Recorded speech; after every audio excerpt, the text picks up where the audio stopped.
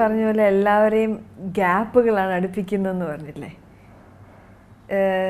ഇക്കയും മോഹൻലാലും ഒരു 21 ഇയേഴ്സിന് ശേഷം ഒന്നിക്കുന്നു. ആ ഒരു സിനിമയിൽ ഞാൻ ഒന്നിക്കുന്നു. അത് വിഷുവിന് റിലീസാവുന്നു. അത് വളരെ ഗംഭീരമായിട്ട് ഓടുന്നു, സക്സസ്ഫുള്ളായിട്ട്. ഇതേപോലെ തന്നെ കുറച്ച് വർഷങ്ങൾക്ക് മുൻപ് മോഹൻലാലും സത്യനന്ദിക്കാടും എനിക്ക് തോന്നുന്നത് 11 വർഷത്തിന് ശേഷം ഒന്നിച്ച ചിത്രമാണ് രസതന്ത്രം. അതിൽ ഞാനും പങ്കുചേർന്നു. അത് വിഷുവിന് റിലീസായി. അത് അതിഗംഭീരമായിട്ട് ഓടി. സോ ഇതൊക്കെ ഒരു എന്താ പറയുക, ഗ്യാപ്പിനെ കുറിച്ച് പറഞ്ഞപ്പോൾ എനിക്ക് പെട്ടെന്ന് അങ്ങനെ ഓർമ്മ വന്നതാണ്. എന്നെ ഡയറക്ടർ തന്നെ നേരിട്ട് വിളിക്കുകയായിരുന്നു. ആദ്യം ആൻ്റണി പെരുമ്പാവൂർ എന്നെ വിളിച്ചിങ്ങനെ സംസാരിച്ചു, പ്രൊഡ്യൂസർ. ഇങ്ങനൊരു ക്യാരക്ടറുണ്ട്, മീര ചെയ്താൽ കൊള്ളാമെന്ന് പറഞ്ഞിട്ട്.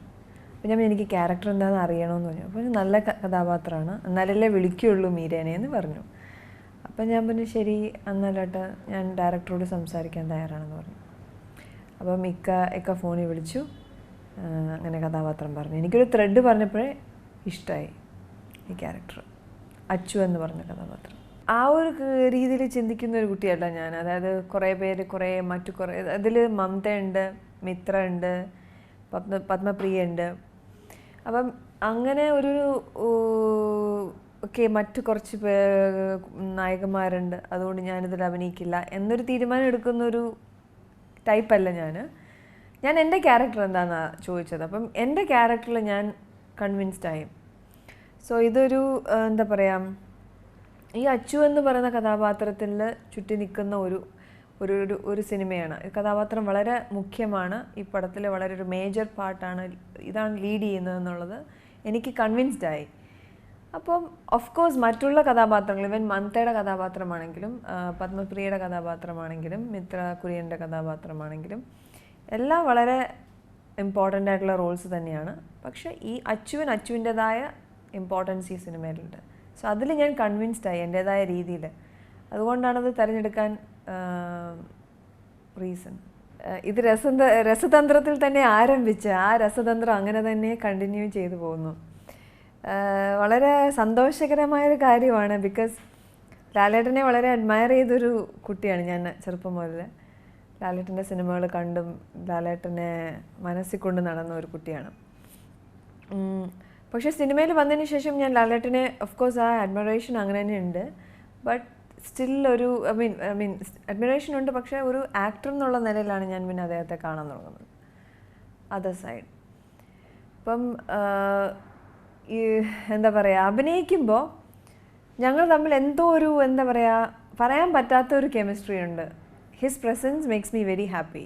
ലാലേട്ടൻ്റെ ഒരു പ്രസൻസ് ക്യാമറയുടെ മുന്നിൽ എന്നെ വളരെ എനിക്കൊരു കൈൻഡ് ഓഫ് ഒരു എനർജി കിട്ടുന്നുണ്ട്, ഒരു വൈബ്സ് എന്നൊക്കെ പറയില്ലേ, അത് കിട്ടുന്നുണ്ട്.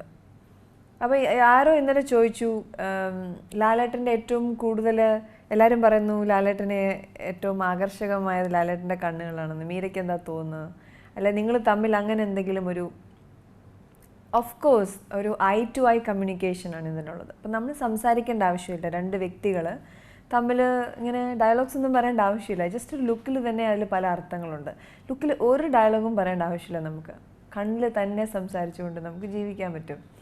സോ അങ്ങനെ പറ്റുന്ന രണ്ട് പേരാണെന്ന് തോന്നുന്നു ലാലേട്ടനും ഞാനും.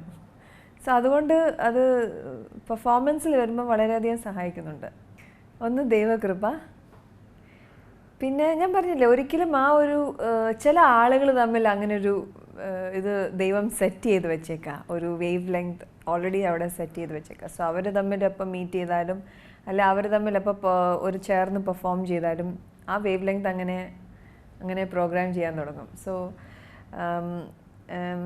അത് തന്നെയാണ് എനിക്ക് പറയാനുള്ളത്. ഇപ്പോൾ ലാലേട്ടൻ്റെ ഒരു പ്രസൻസ് ഉണ്ടല്ലോ, ദാറ്റ് ഈസ് ലൈക്ക് ഇപ്പോൾ പറഞ്ഞ പോലെ ഒരു ആക്ടർ നമുക്ക് അവിടെ നിന്ന് ഇങ്ങോട്ട് അഭിനയിക്കുന്നു, തിരിച്ചങ്ങോട്ട് കൊടുക്കുന്നു. അതാണ് നമ്മൾ ചെയ്യുന്നത് ആക്ച്വലി.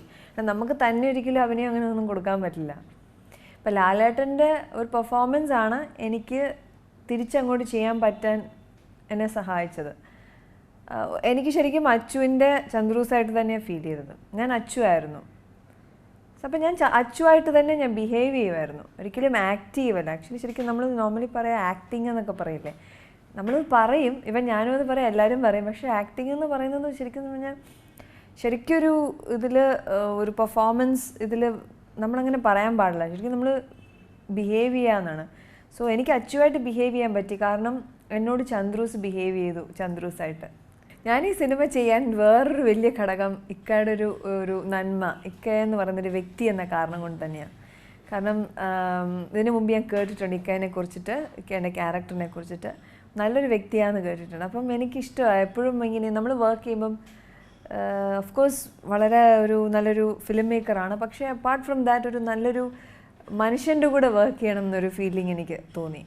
അപ്പം ഓക്കെ, അപ്പം നന്നായിരിക്കും ഒരു ലാലേട്ടനായിട്ടുള്ള കോമ്പിനേഷൻ, നല്ലൊരു കോമ്പിനേഷൻ. പ്ലസ് ഡയറക്ടർ നല്ലൊരു മനുഷ്യൻ പിന്നെ അദ്ദേഹം നല്ലൊരു ഫിലിം മേക്കർ കൂടിയാണ്. അപ്പം ഈ അഹങ്കാരം എന്ന് പറഞ്ഞൊരു കാര്യമുണ്ടല്ലോ, ഒരിക്കലും, അതായത് എനിക്ക് തോന്നുന്നത്, എനിക്ക് പരിചയമുള്ളപ്പോൾ മുതൽ, അല്ലെങ്കിൽ എനിക്കത് എല്ലാവരും അത് തന്നെയാണ് പറയുന്നത്, ഇത്ര സിമ്പിളായിട്ട് ഇത്ര നല്ലൊരു മനുഷ്യനെ സിനിമ ഇൻഡസ്ട്രിയിൽ കാണാൻ ബുദ്ധിമുട്ടാണ്.